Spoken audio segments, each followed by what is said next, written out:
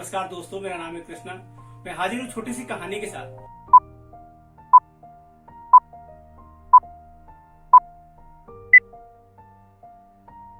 कहानी सीख जो जीवन बदल दे।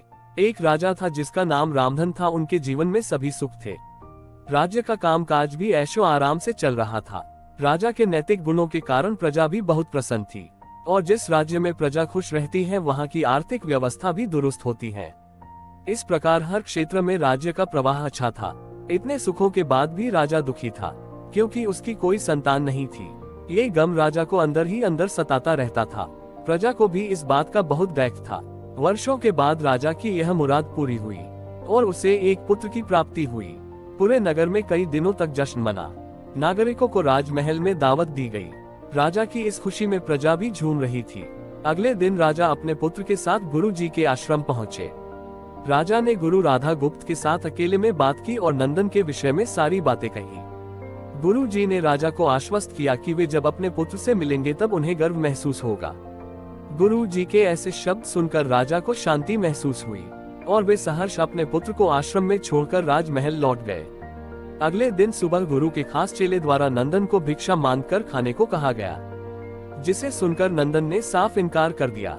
चेले ने उसे कह दिया कि अगर पेट भरना है तो भिक्षा मांगनी होगी और भिक्षा का समय शाम तक ही है, अन्यथा भूखा रहना पड़ेगा। नंदन ने अपनी अकड़ में चेले की बात नहीं मानी और शाम होते होते उसे भूख लगने लगी, लेकिन उसे खाने को नहीं मिला। दूसरे दिन उसने भिक्षा मांगना शुरू किया। शुरुआत में उसके बोल के कारण उसे कोई भिक्षा नहीं देता था, लेकिन गुरुकुल में सभी के साथ बैठने पर उसे आधा पेट भोजन मिल जाता था। धीरे धीरे उसे मीठे बोल का महत्व समझ आने लगा और करीब 1 महीने बाद नंदन को भरपेट भोजन मिला, जिसके बाद उसके व्यवहार में बहुत से परिवर्तन आए। इसी तरह गुरुकुल के सभी नियमों ने राजकुमार में बहुत से परिवर्तन किए, जिसे राधा गुप्त जी भी समझ रहे थे। एक दिन राधा गुप्त जी ने नंदन को अपने साथ सुबह सवेरे सैर पर चलने कहा।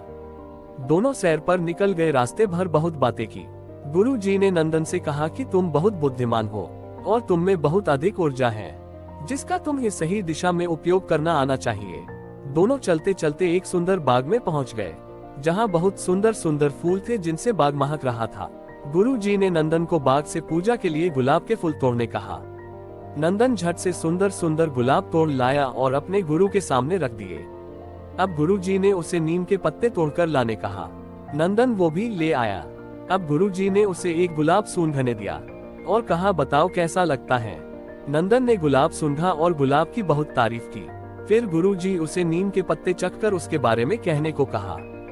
जैसे ही नंदन ने नीम के पत्ते खाए, उसका मुंह कड़वा हो गया और उसने उसकी बहुत निंदा की और जतर कतर पीने का पानी ढूंढने लगा। नंदन की ये दशा देख गुरु जी मुस्कुरा रहे थे। पानी पीने के बाद नंदन को राहत मिली। फिर उसने गुरु जी से हंसने का कारण पूछा। तब गुरु जी ने उससे कहा कि जब तुमने गुलाब का फूल सूंघा तो तुम्हें उसकी खुशबू बहुत अच्छी लगी और तुमने उसकी तारीफ की, लेकिन जब तुमने नीम की पत्तियां खाई तो तुम्हें वो कड़वी लगी और तुमने उसे थूक दिया और उसकी निंदा भी की। गुरु जी से नंदन को समझाया, जिस प्रकार तुम्हें जो अच्छा लगता है तुम उसकी तारीफ करते हो, उसी प्रकार प्रजा भी जिसमें गुण होते हैं उसकी प्रशंसा करती है। अगर तुम उनके साथ दुर्व्यवहार करोगे और उनसे प्रशंसा की उम्मीद करोगे तो वे ये कभी दिल से नहीं कर पाएंगे। इस प्रकार जहाँ गुण होते हैं वहाँ प्रशंसा होती है। नंदन को सभी बातें विस्तार से समझ आ जाती हैं और वो अपने महल लौट जाता है। नंदन में बहुत परिवर्तन आता है और वो बाद में एक सफल राजा बनता है। कहानी की शिक्षा। गुरु की सीख ने नंदन का जीवन ही बदल दिया। वो एक क्रूर राजकुमार से एक न्यायप्रिय दयालु राजा बन गया। इस कहानी से हमें यही शिक्षा मिलती है कि हम में गुण होंगे तो लोग हमें हमेशा पसंद करेंगे, लेकिन अगर हम अवगुणी हैं तो हमें प्रशंसा कभी नहीं मिल सकती।